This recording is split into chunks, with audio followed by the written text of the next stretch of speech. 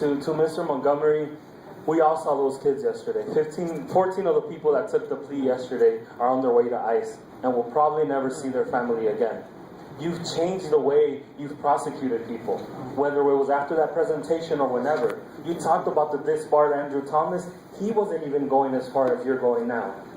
Okay? You're going out of your way to make sure that these people can't even fight their immigration case. They're not eligible to get an immigration bond because of the charges you're giving them.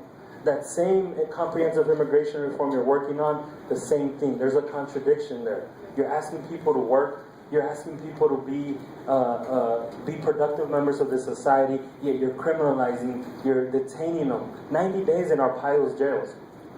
The person that works for the Department of Justice knows, hopefully, the report that came out 2 years ago. The Department of Justice has said the worst case of racial profiling is happening in Maricopa County. The sheriff and these raids are not okay. They've been condemned by the Department of Justice. They've been condemned by everyone. Those same people, any other place in the country, any other place but Maricopa County would not be going through this. You know this. And the fact that we're comparing to the students that get the same charges for buying beer or drinking underage, it's not saying that it's the same case. It's saying that you could treat it in that way. With Sol, the case you talked about earlier, you gave her a misdemeanor. That's what we're asking. But if the raid itself, the way people were brought in, is unjust, has already been documented as something that's racially motivated, why are you prosecuting that?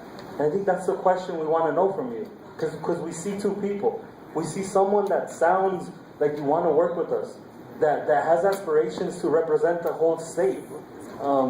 You're someone that I'm not running for governor. that those rumors are out there. So I'm here to tell you, I am not running for governor. that's good to know. Because I don't think anyone in our community would even think about voting for you right now. So what I want to say finally is do you agree with Arpaio? With what Arpaio is doing? With those raids? And ruining these people's lives? I think that's the question. We all know what Arpaio's motives are. And we need to know or understand. Because right now, to us, you look no different than Arpaio. And that's where we're at right now. Let me go ahead, if we can start last first. What? You went on for a while, so I'm trying to remember all the different points that I need to address. But first off, I'm not running for statewide office. What I do in handling my job day in, day out is not because there's any aspirations for representing the state. It's a nice theory, but it's wrong. The second thing is with respect to the Department of Justice findings, let me tell you what I told them.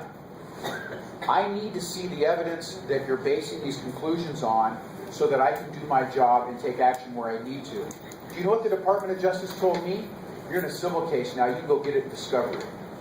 They wouldn't give me the information. I told them that if you are aware of any discriminatory policing or racial profiling, please give me the information so I can review the cases and make sure we're not engaging in unconstitutional prosecutions. They cared so much about it, they've given me nothing. That letter that the Department of Justice sent, guess what? It's no better than a letter that any one of these fine uniformed officers would send to me saying, we have information and belief that the following individual committed crimes and charges. I could do no more with that letter than what I can do with the Department of Justice sent out. You've got to show me the evidence so that I can base my decision on that. I don't trust anybody's opinion on somebody's guilt. You have to show me the evidence. I know exactly what it looks like when your parent goes away and you don't see them. My father spent time in prison. I know exactly what it looks like. And I know what it is to fear what's going to happen. Where's food going to be at that night? When are they going to come back? I know. Do not try and tell me that I'm acting in ignorance on that point.